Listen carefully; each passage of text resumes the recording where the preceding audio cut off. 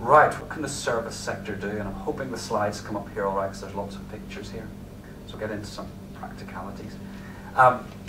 This is, should we call her Sally, sitting at her desk in a service sector company with her computer, and she's got a phone and all the rest.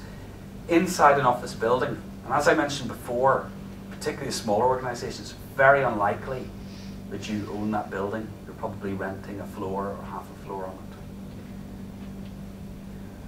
But to service her requires some IT. That electric fire is crudely representing heating and cooling systems. And then you've got lighting as well. And whereas Sally's company is probably paying the bills for that, they probably have very little control over how that actually operates. The landlord probably gives them the rent charge, and here's the utility bills as well. Sign the check, send them on. Outside the company, there'll be more IT because we're all connected, and the server farms around the world are now said to take up about 2% or represent 2% of all carbon emissions. Sally has to get to work in the morning and back home in the evening, and she may go off on business trips as well. Materials, less important in a business, but the biggest one is paper.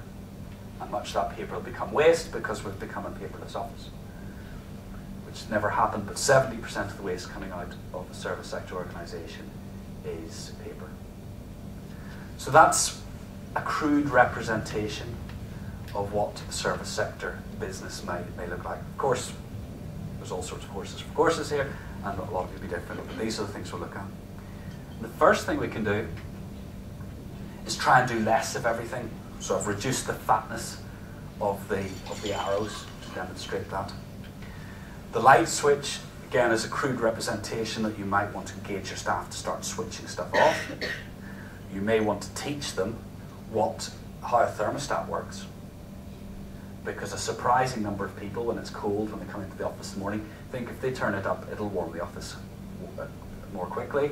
It doesn't, it just overshoots once it has warmed up, and then you have to open the windows and let all that heat out again. Again, server farms can be made much more efficient. You can fool, the average server in a server farm operates about 20% of capacity. So you can actually fool one server into thinking it's 5 with some clever software, and that cuts down the number of servers, amount of energy, amount of cooling for the servers, so you can find yourself a more eco-friendly internet service provider. You can encourage more fuel-efficient vehicles, whether it's your staff or fuel-efficient business travel as well. If you've got a fleet, you could purchase, I was going to say a Toyota Prius, but you might want to wait until it sorted the brakes out. And likewise, you could, through getting people to try and use less paper or switching to double-sided paper, you could really cut both the amount of paper you use and the amount you throw away. But let's start changing things a little bit more radically. First thing most people do is start putting recycling bins about the place so we can close the loop on the paper. I find this interesting because about 10 years ago I was constantly bullying people into this idea that everybody by their desk should have a recycling bin there. The general waste bin should be the one that's at the end of the corridor rather than the other way around. And everyone, no, we can't do that. And now it's becoming almost normal practice because we traditionally penalise people who want to recycle by making them walk all the way down. There's at least one office supply company now who's providing that as a service. So you buy paper off them, they collect your scrap paper, they've got to deal with a paper mill, and some of that paper feeds back into their raw material again. So you don't know whether you get your own paper back per se, but the loop is closed, and they provide that as just one continuous service.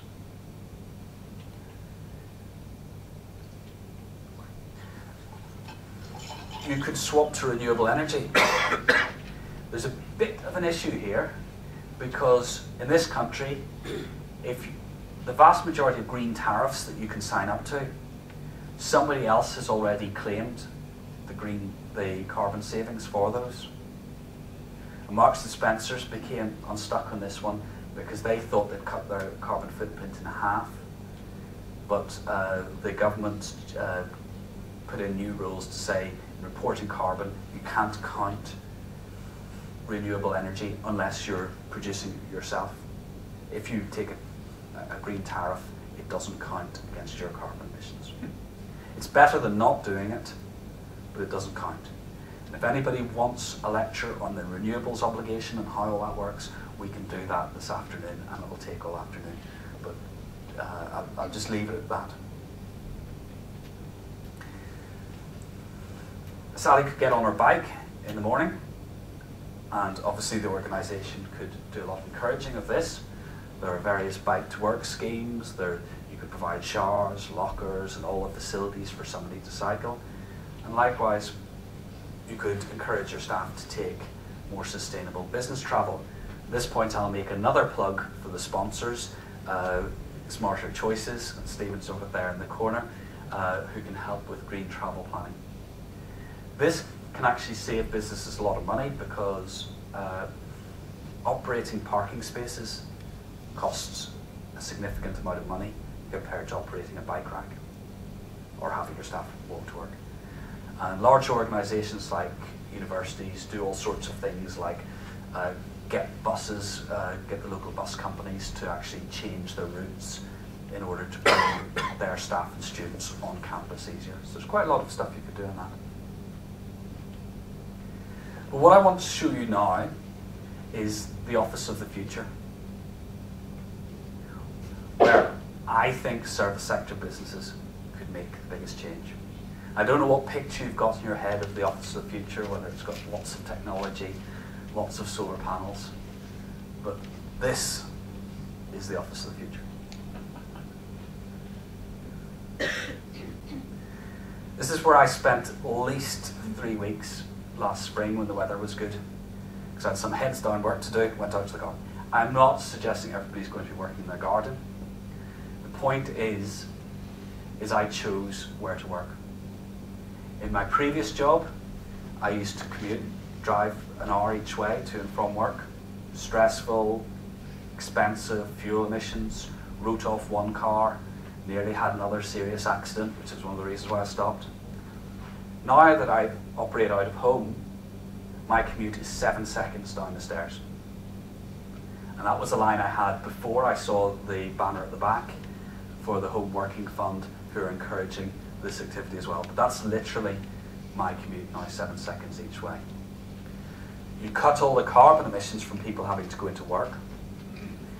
And if you have a significant number of people spending time out of the office, then you can take up less space in the factories, which means, in the office building, which means less lighting, heating, cooling. And an office with cooling has twice the carbon footprint of an office without.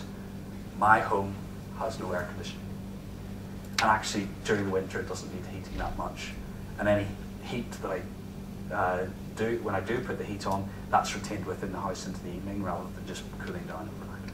So there's lots of direct carbon benefits from allowing your staff to work from home. And there's a big question as to why, with all this knowledge economy and high-tech this and high-tech that lots of us still work as if we're making pins in a 19th century factory, dark satanic mill. It's absolutely ridiculous that we all congregate together and sit in big long rows as if we're working looms, sitting typing away at keyboards. Why can't we work more intelligently like this?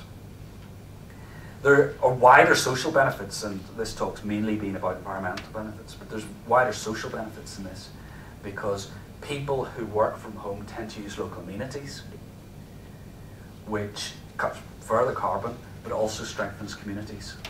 If you work from home, you tend to see your neighbours more. You get away from this whole idea of a dormitory town, dormitory estates, because you pass each other. And that has other benefits, such as crime reduction as well. Just because people are about makes it more difficult for criminals to burglarize.